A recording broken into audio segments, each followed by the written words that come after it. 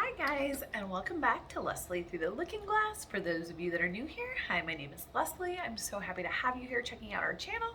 For my returning viewers, as always, thank you so much for your continued support. It really means the world to me. All right guys, welcome to another Mental Health Monday. I have a couple things to chat about.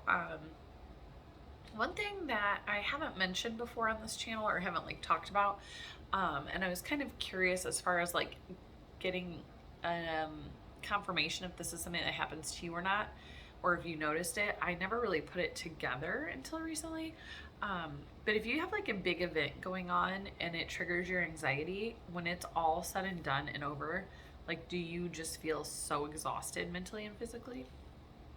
I always think that I chalked it up to just the event was making me tired. If I had a concert or a big family event or whatever, the next day I would be really worn down, feeling tired, oh, I just had too much fun.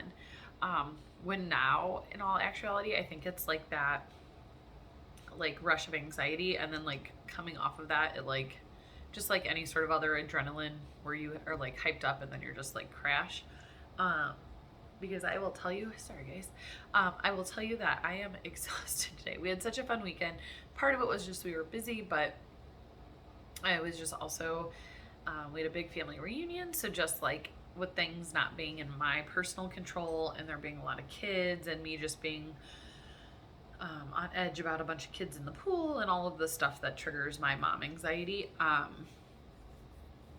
I just feel, and then on top of it too, really one really long day and one semi-long day, just disrupting our nap routine and sleep and all of that. But I am just struggle bussing today. I'm so exhausted, feeling physically just drained, mentally just not in a bad place by any means, but just tired, trying to get stuff done, feeling like I'm just kind of not very motivated.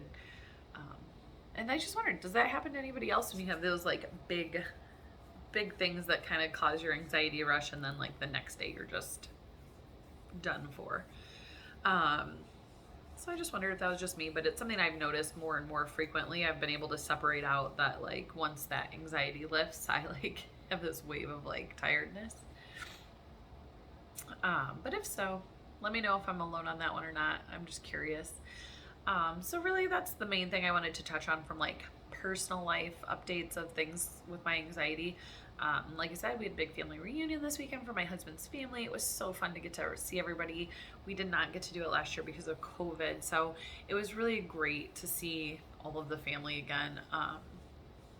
And it's just a wild time though, because there's so many kids, 12 or 16 or something, kids, and they run from, I think Millie was about the youngest, or just a little bit older than the youngest. Or no, I'm sorry, there was a 1-year-old. There was a baby.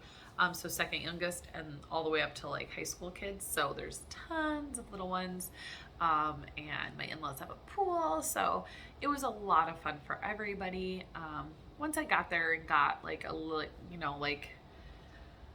comfortable and knew what was going on and who was where and which big kids were in the pool and kind of stuff like that, it did really help settle my anxiety, and everything went really well. Amelia had a blast with the little kids. She didn't seem too overwhelmed by everything, and it's hard because I just worry about her and I don't try to protect her emotions, but I try to support them and just be aware, because she's not used to stuff like this. A lot of her toddler time where she's aware of things has been during COVID. So to go from not being around anybody to a huge family of 30 some people gathering, I was just really nervous about how she would handle it, if she would get overwhelmed, if she would get scared. But I should have known better. Her personality is just so outgoing and fun. She was a little quiet and clingy for the first 10 minutes, and then after that she was off to the races, playing with the kids, playing in the pool, on the swing set, running around.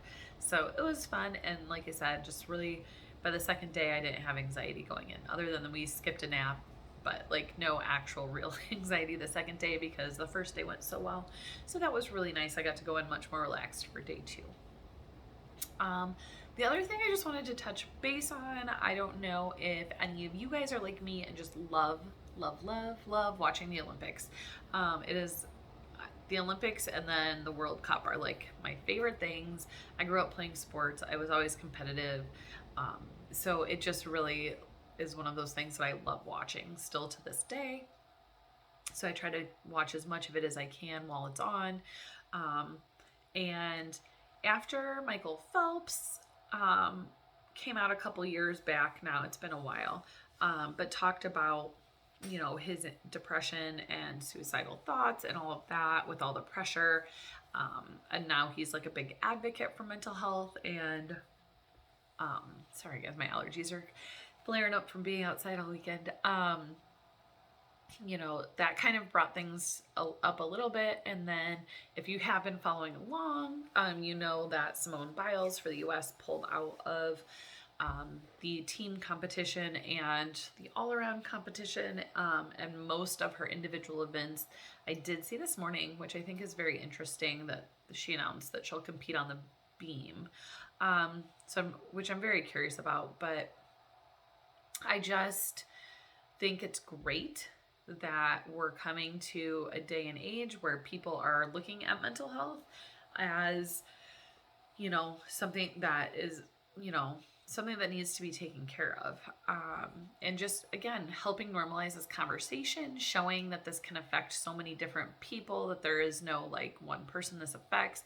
And don't get me wrong, like, I have no idea. I can't even imagine the scale on which her life is, like, with all the eyes on her all the time. And, you know, and I get they're professional like anytime you go into a professional sport career, all eyes are going to be on you. You open yourself up to a lot of criticism, a lot of, you know, people thinking they know what you should or shouldn't do, all of that.